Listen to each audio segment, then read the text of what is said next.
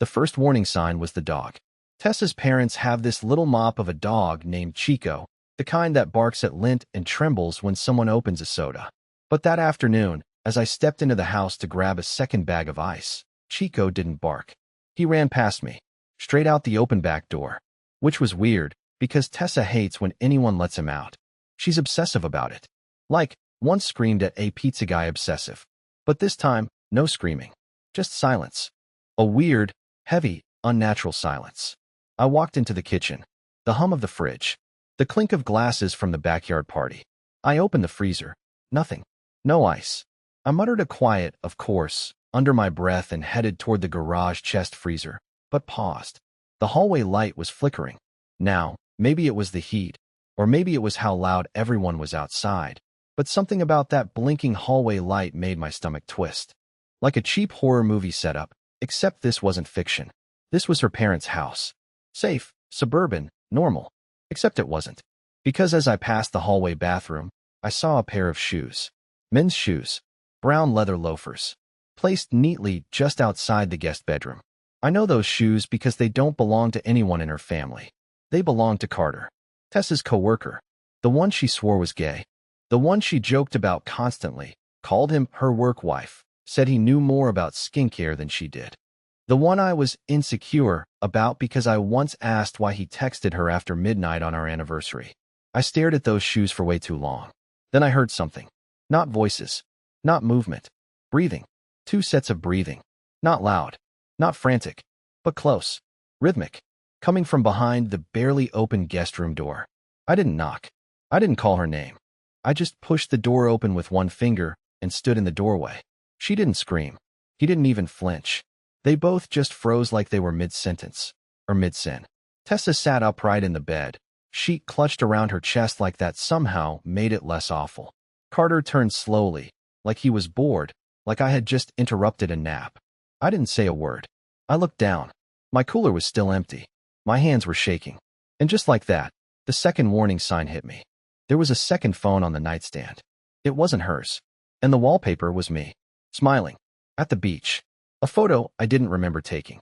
I was about to learn something far worse than cheating. Because that wasn't just her lover's phone. That was my old phone.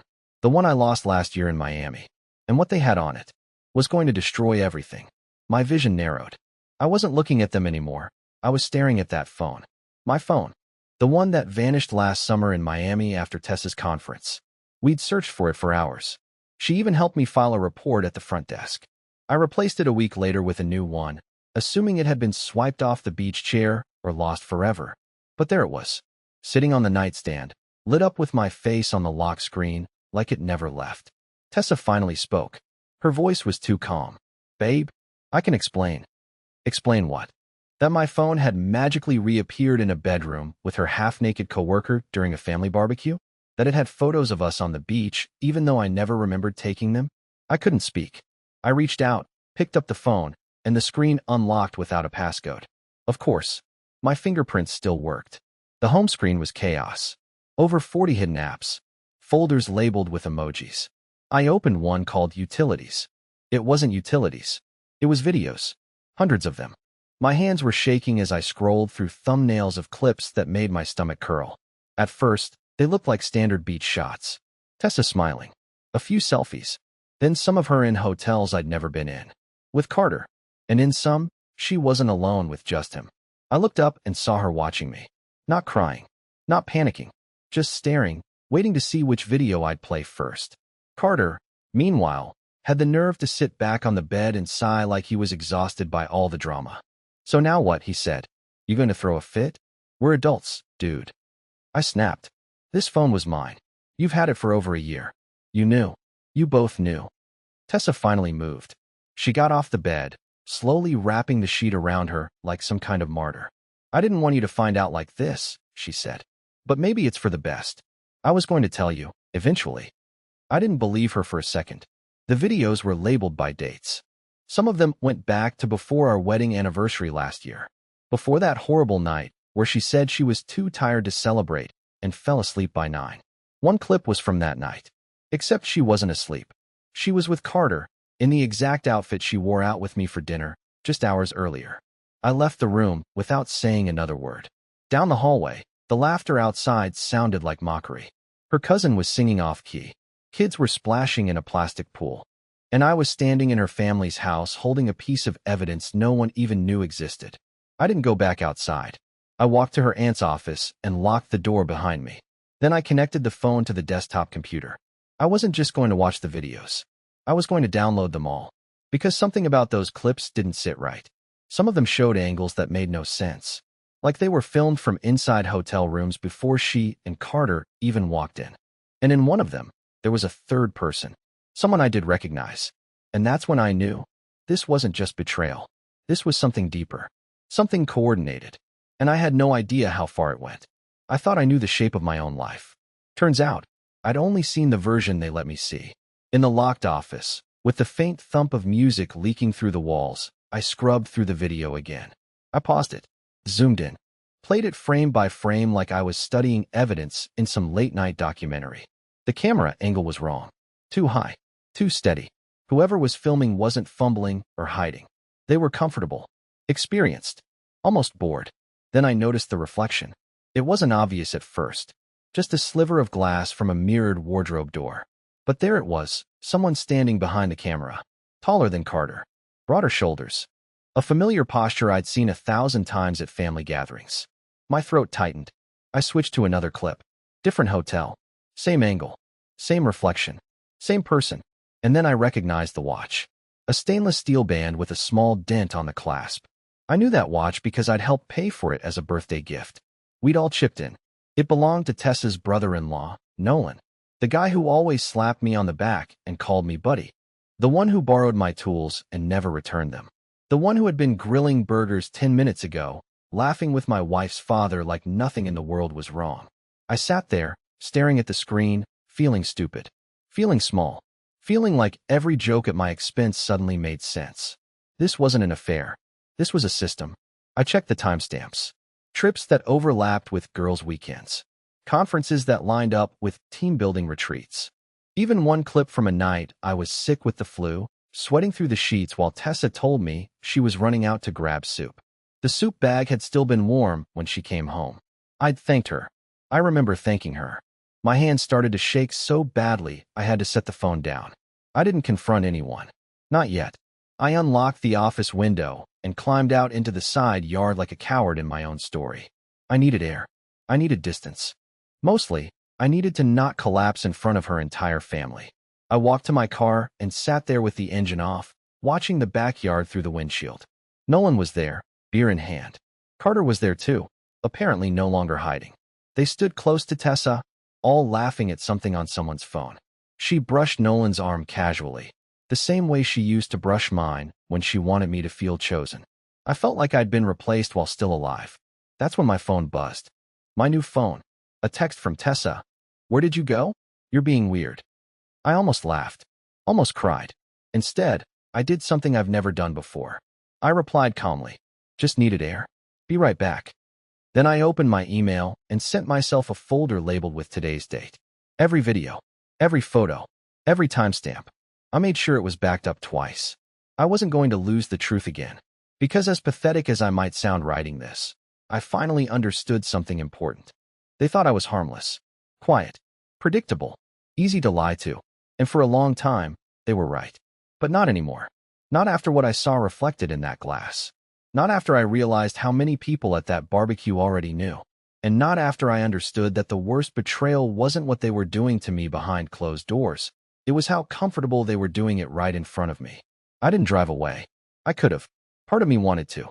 But some pathetic, aching part of me still needed to see. I needed to witness how normal they all acted. Like I didn't just walk in on a performance that had been going on for years. Like my life hadn't already split in two somewhere between the cooler and that guest room door. I sat in the car long enough to feel the heat building behind the glass. Sweat started to bead at the base of my neck, but I didn't turn on the engine. I just watched. Tessa was now standing beside Carter, her hand casually brushing his lower back as she leaned in to whisper something. He smiled. Then she reached for Nolan's beer, Nolan, and took a sip like it was nothing. That same beer that probably shared his saliva more times than I want to imagine. I watched Nolan's wife, Janie, hand out plates of ribs, completely oblivious. Or maybe not. Maybe she knew too. Maybe I was the only idiot at that barbecue still stuck in the first act of a play everyone else had already finished watching. My heart was pounding. Not fast, not in panic, just heavy. Like a slow drumbeat counting down to something I didn't understand yet. I opened the video folder again, scrolling past thumbnails I hadn't had the nerve to open earlier. A few were labeled with dates I recognized. Our wedding anniversary. Her birthday. Even one from Valentine's Day. I remember cooking for her that night, setting the table with candles like some desperate sitcom husband. She'd shown up late, said traffic was bad. I'd believed her. But now I was staring at a video dated that same night, time-stamped at the exact moment she claimed she was stuck on the freeway. In it, she was in a hotel room, wearing the same red dress I'd complimented her on. Except in this version of the evening, she wasn't alone. I slammed the screen off.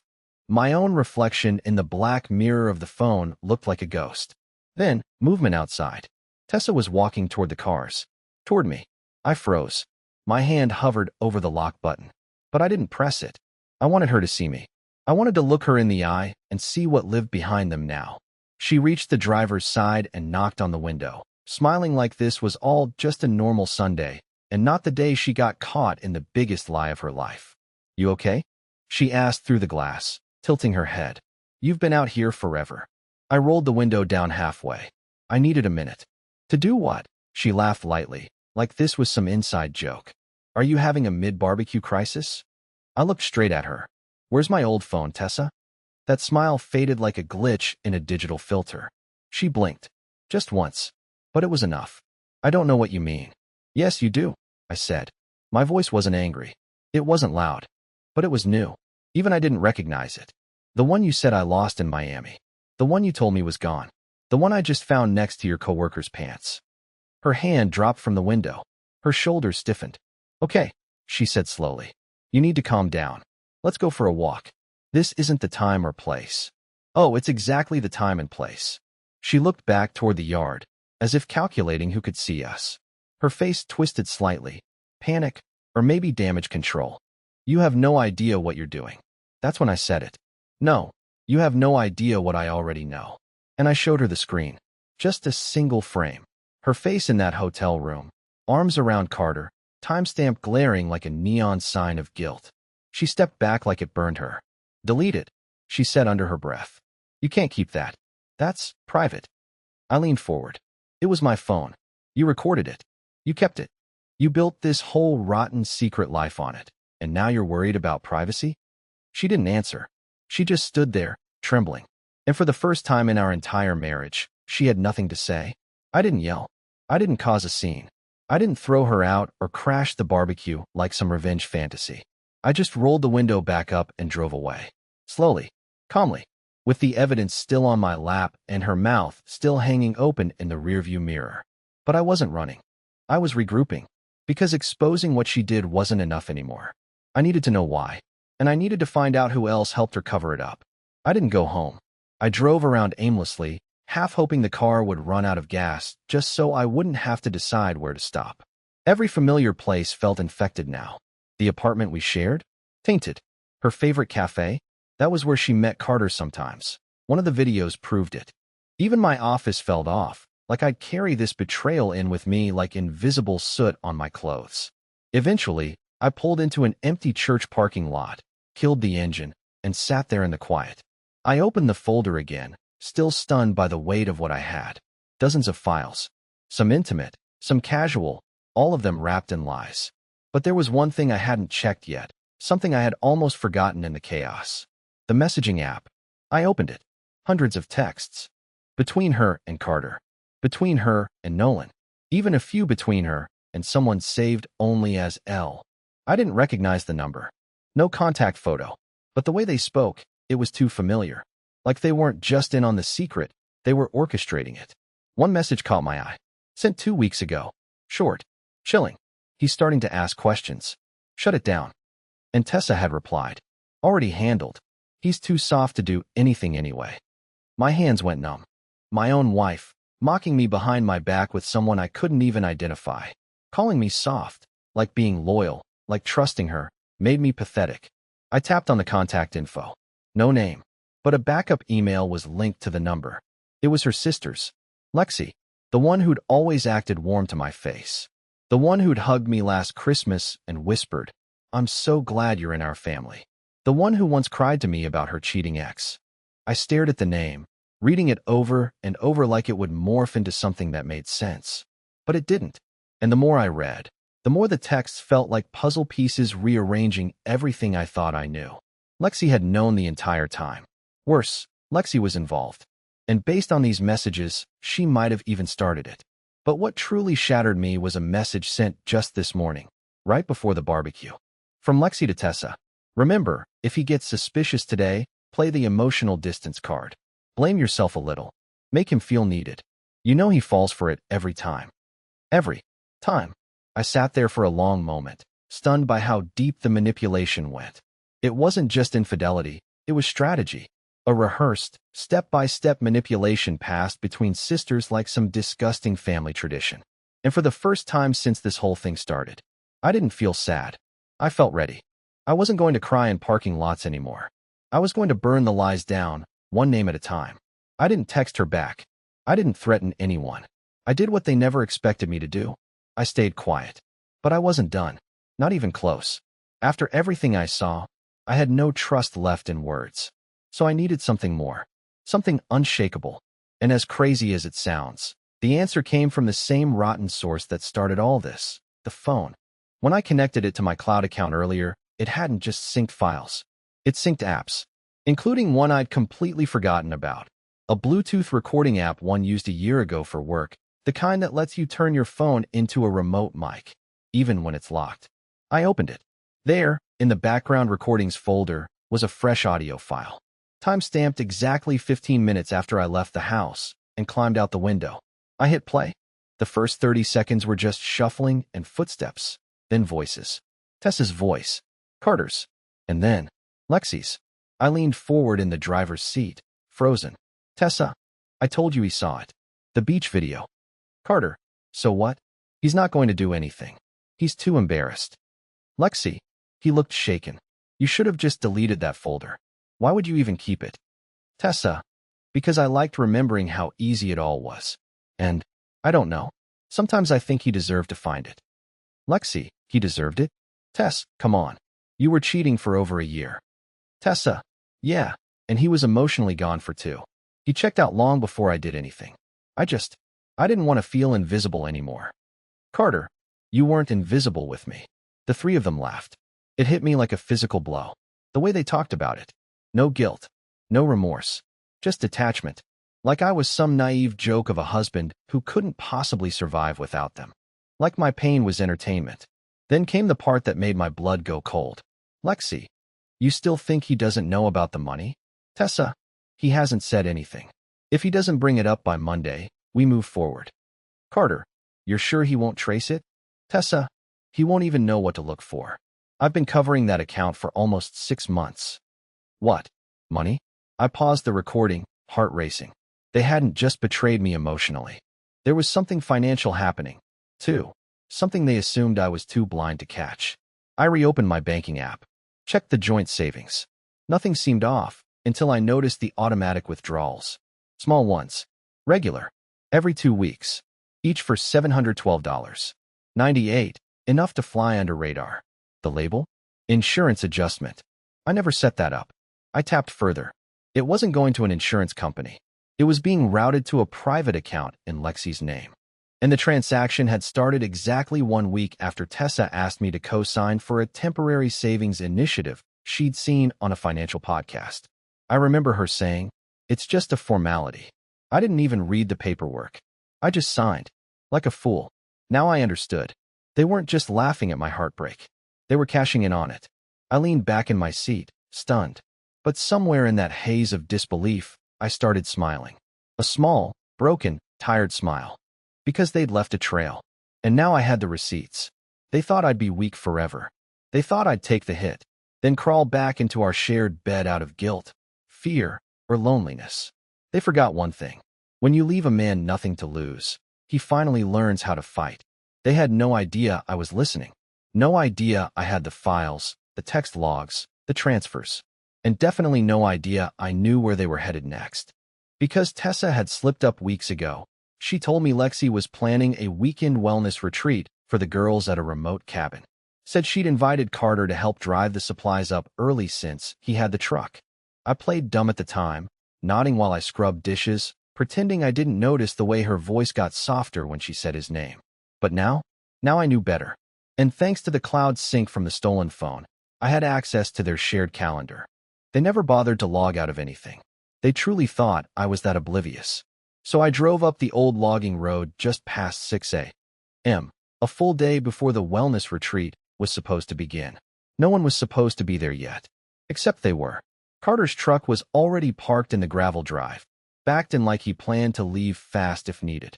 I killed my headlights, pulled off to the side, and waited. No movement. Not yet. I approached the cabin on foot, slow and silent. It was one of those modern-style rentals in the woods, big windows, open floor plan, supposedly off-grid. But I knew how to handle silence better than any of them. I'd been living in it for years. Through the side window, I saw them. Tessa and Carter. Not just hooking up. Laughing. Drinking wine at breakfast. Her sitting in his lap like they were already living a different life. One where I had never existed. I should have felt rage. Fury. Anything. Instead, I pulled out the second phone, her phone, and started the recording. Then I knocked on the door. 3 short knocks. I heard Carter say, "Who the hell is that?" Tessa's voice followed, already panicking. "No one should be here yet. Did you tell Nolan?" I knocked again. More silence. Then soft footsteps. The door creaked open just enough for her to peek through. Her face drained of color. She didn't even open the door fully, just stared at me like I was a ghost, like she was seeing something that shouldn't be real. I held up the phone. "I think you left something at the barbecue," I said, my voice low, calm, like I was asking about a missing person instead of a hidden life. Carter appeared behind her, shirtless, clearly hungover, and clearly not in the mood for games. "What is he doing here?" he snapped. Tessa tried to answer, but I cut her off. "It's funny," I said, "how far you two had to drive just to keep lying." Carter stepped forward like he was going to say something tough, but then he saw the phone in my hand, saw the screen lit up, saw the app recording. His expression changed instantly. No more arrogance, just fear. "You need to leave," Tessa said finally, her voice breaking. "You can't be here." "No, Tessa," I replied. "You can't be here. Not anymore." I turned and walked back toward my car without another word. I didn't have to yell. I didn't need revenge porn, drama, or broken windows. Because the video was already uploading to a private folder, shared with a divorce attorney, and my name wasn't on the cabin rental, but hers was, booked with money from the siphoned account. It was all coming together now. And as I reached my car, I realized something that made me almost laugh. They thought they were playing chess, but I wasn't playing their game anymore. The drive back from the cabin felt different. Lighter. Not because the weight was gone. Betrayal doesn't vanish in a day, but because the fog had finally cleared. I saw them for what they were. Every fake laugh. Every staged apology. Every night I thought I was overthinking. It had all been real. And now, it was all documented. I stopped at a coffee shop on the way home. Not one we used to go to. Somewhere new. I sat by the window, sipped my coffee, and opened my laptop. The email to the divorce attorney had already been read. She'd replied within 20 minutes. "You're in a very strong position. Let's move quickly." Good. I spent the next few days moving in silence. Rented a short-term apartment across town, clean, small, mine. I transferred our shared finances into a legal trust until the divorce was finalized. Every document was filed cleanly. No shouting matches. No second chances. Just signatures and facts. Tessa tried, of course. She sent voice notes, texts, even showed up at the old apartment crying through the door, saying she never meant for it to go this far. Carter texted too, mostly insults at first, then silence once I forwarded the evidence to his employer. He lost his job a week later. Turns out, sleeping with a coworker and committing insurance fraud on a company retreat wasn't in the employee handbook. Lexi? She was worse. Cold. Calculated. She tried to get ahead of it, spun a story to the family that I'd been unstable, paranoid, recording everyone like a freak. But I had timestamps, bank statements, video, messages from her number, in her words. Her lie didn't last a day. What happened next surprised even me. Tessa's father called me. We'd never been close. I always figured he barely tolerated me.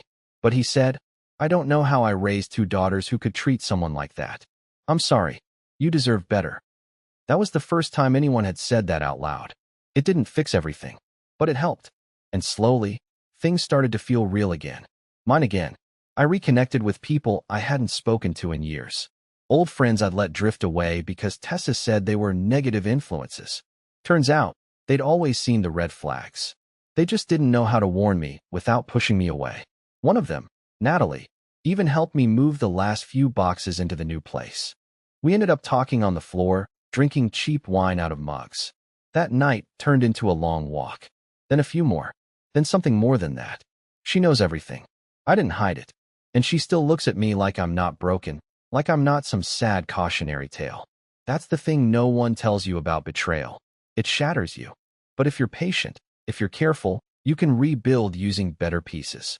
Not perfect ones, but real ones. And that's more than I ever had with Tessa. So yeah, I grabbed the ice that day, but I came back with something colder than they ever expected, clarity. And I never looked back.